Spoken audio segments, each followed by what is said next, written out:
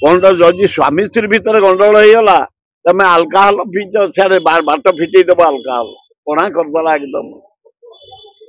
ସ୍ୱାମୀ ସ୍ତ୍ରୀ ଗଣ୍ଡଗୋଳ ଯେତିକି ମୁଁ ତଥ୍ୟ ସଂଗ୍ରହ କରିଛି ସେ ନିଜେ ଚେକ୍ ହେଇଥାନ୍ତେ। ତମେ ଗୋଟେ ଭାରତର ଗର୍ବ କଳାକାର ଗୋଟେ ତମେ ତମ ସାମାନ୍ୟ ସ୍ତ୍ରୀ ପୁରୁଷ ଝାମଲା ପାଇଁ ଆଲକାହଲ କରି କରି କରି କରି ନଷ୍ଟ କରିଦେଲ ଜୀବନଟାକୁ।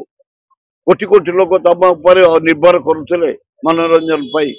ମର୍ମାହତ ଜଗନ୍ନାଥ ଆତ୍ମାର ସଦ୍ଗତି କରନ୍ତୁ।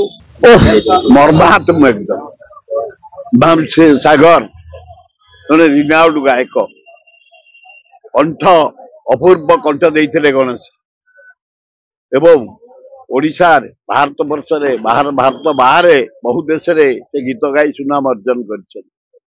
ଯେତେ ବିରକ୍ତ ମୁଡରେ ଥିବ ଟେନସନ ମୁଡରେ ଥିବ ଓରିଡ ମୁଡରେ ଥିବ ତାଙ୍କ ଗୀତ ଗୋଟେ ଶୁଣିଦେଲେ ମାଇଣ୍ଡ ଚେଞ୍ଜ ହେଇଯାଏ।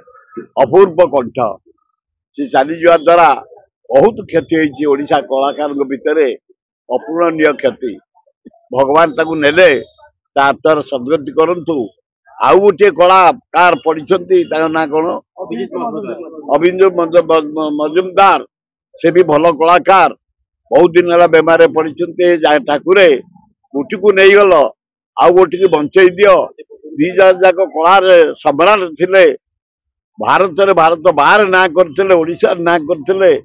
ଗୋଟିଏ ତ ଚାଲିଗଲା ଆଉ ଗୋଟିକୁ ବଞ୍ଚେଇ ଦିଅନ୍ତୁ ଏତିକି ଆପଣଙ୍କ ପାଖେ ପ୍ରାର୍ଥନା।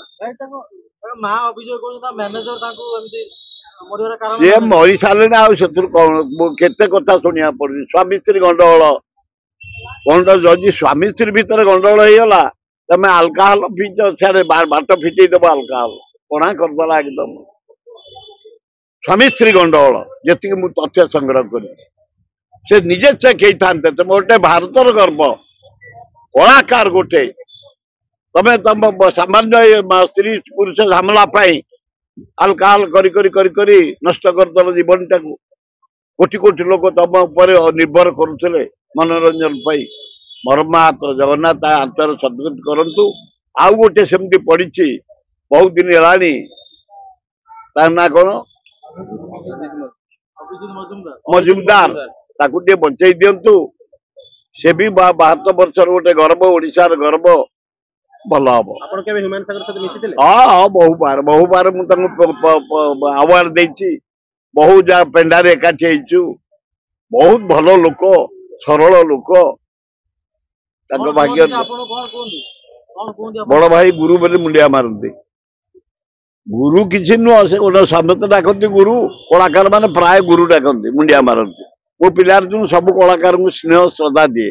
ଯୋଉ ଆର୍ଟିଷ୍ଟ ମାନେ ଆଲକୋହଲ ନେଉଛନ୍ତି ଆଉ ରାତି ଅନିଦ୍ରା ହେଇ କାମ କରୁଛନ୍ତି ସେମାନଙ୍କୁ ଆପଣ କଣ ମେସେଜ ଦେବେ? ମୁଁ ଅନୁରୋଧ କରୁଛି ବମ୍ବେରୁ ଆସୁଛି ସାଡୁ ଯେତକ ରିନାଉଣ୍ଡ କଳାକାର 90% ହଉଛନ୍ତି ଆଲକାହଲ ଟେକଓଭର।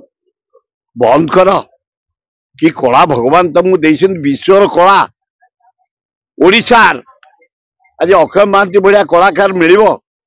ସେ ଆଲକାହଲ ବଳରେ ପଳେଇଲେ। ହଁ ସେ ଆଜି ଥାନ୍ତେ ବି।